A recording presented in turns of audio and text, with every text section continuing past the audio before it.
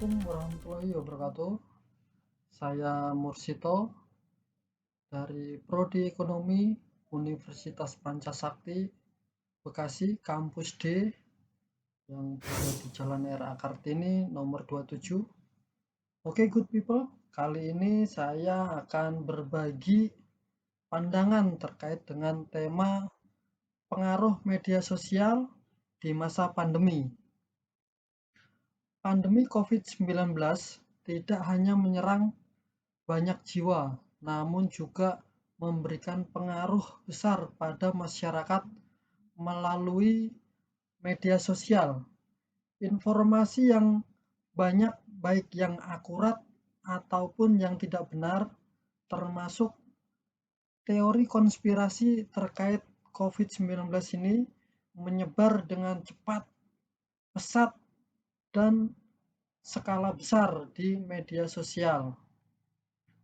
Terkait penyakit menyebar dari level global, dari level lokal ke level global dan sebaliknya dengan kecepatan yang luar biasa. Bahkan Kementerian Komunikasi dan Informasi sudah mendeteksi lebih dari 1112 hoax beredar di internet. Direktur Jenderal Organisasi Kesehatan Dunia WHO, Mr. Tedros Adhanom menyebut bahwa hoax kesehatan ini sebagai infodemi yang harus dilawan. Misinformasi penyakit yang menular ini lebih menjadi masalah global karena bisa mempengaruhi tindakan masyarakat. Banyak beredar berita hoax terkait COVID-19 melalui media sosial berakibat terbangunnya kecemasan masyarakat dan ketakutan yang berlebihan sehingga sempat menjadi kepanikan, panic buying, sehingga berakibat melambungnya kebutuhan pokok atau juga kelangkaan bahkan sampai masker medis dan hand sanitizer langka di pasaran.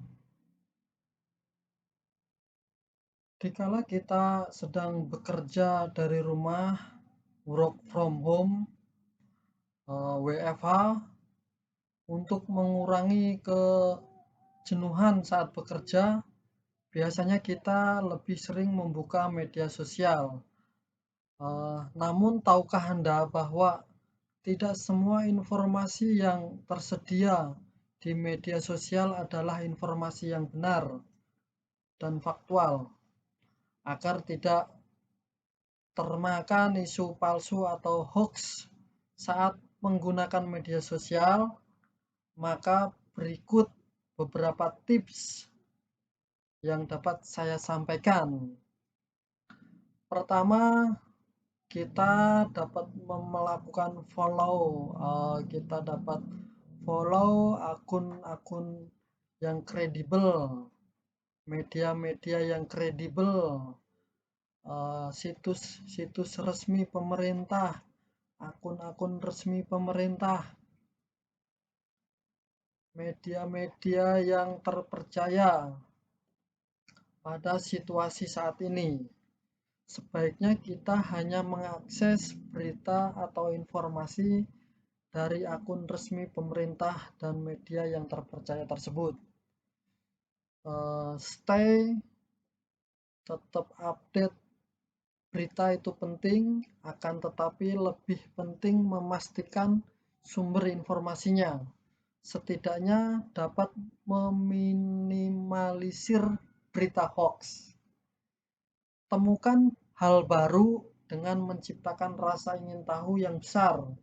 Contohnya, mempelajari tanggapan orang lain terhadap sesuatu hal atau seperti menanggapin buku, film, olahraga, atau hal yang menarik lainnya. Karena hal tersebut merupakan cara yang lebih baik untuk membangkitkan minat yang dapat mendukung keinginan untuk belajar hal baru, meningkatkan ikatan sosial dan menciptakan sikap yang lebih baik selama masa pandemi COVID-19. Jadikan media sosial sebagai sarana pengembangan diri. Kita dapat membagi ide, gagasan, atau hasil karya, juga pandangan terhadap sesuatu hal. Dengan media sosial juga kita bisa memperoleh banyak informasi dengan mengikuti forum, diskusi online, maupun mengikuti akun-akun yang memberikan motivasi dan dampak positif bagi diri kita.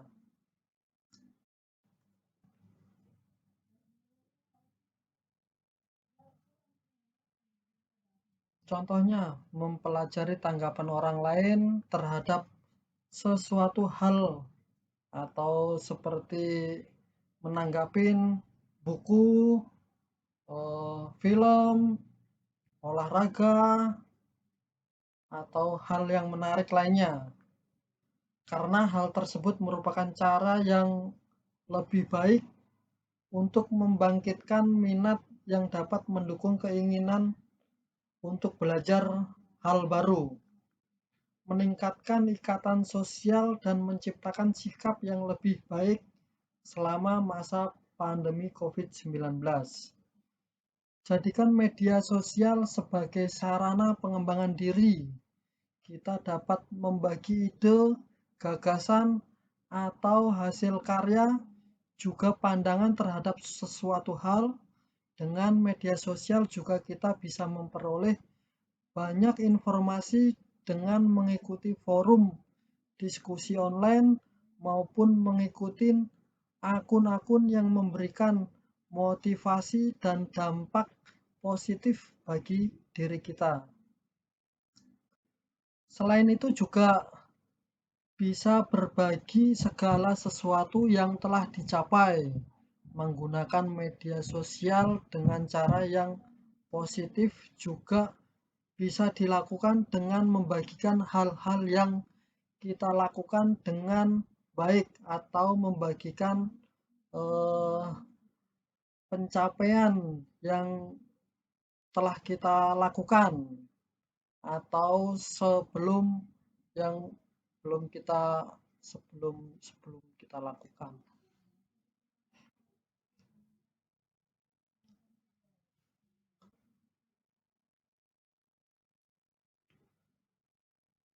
Selain itu juga kita bisa berbagi segala sesuatu yang telah dicapai menggunakan media sosial dengan cara positif, juga bisa dilakukan dengan membagikan hal-hal yang kita lakukan dengan baik atau membagikan pencapaian yang sebelumnya belum pernah dilakukan.